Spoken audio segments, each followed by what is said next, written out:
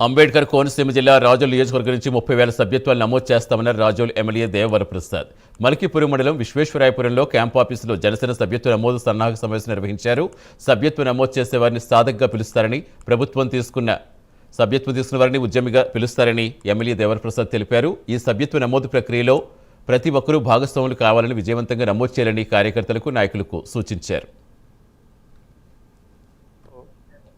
Janasena party క్రియాశీలక సభ్యత్వాలు నమోదు కార్యక్రమం అనేది ప్రారంభమైంది. ముఖ్యంగా గౌరవనీయులు పార్టీ అధ్యక్షులు శ్రీ పవన్ కళ్యాణ్ గారు 2 కోట్ల రూపాయలు విరాళాన్నిచ్చి సభ్యత్వ నమోదు కార్యక్రమాన్ని ప్రారంభించారు. ఇది మొట్టమొదటగా పిఠాపురం నియోజకవర్గం నుంచి స్టార్ట్ అయింది. ఈ క్రియాశీలక సభ్యులు అనే మాట రొటీన్గా ఉంటుందనే ఉద్దేశంతో ప్రెసిడెంట్ గారు ఈసారి ఉద్యమి అనే కొత్తగా పేరు తీసుకొచ్చారు.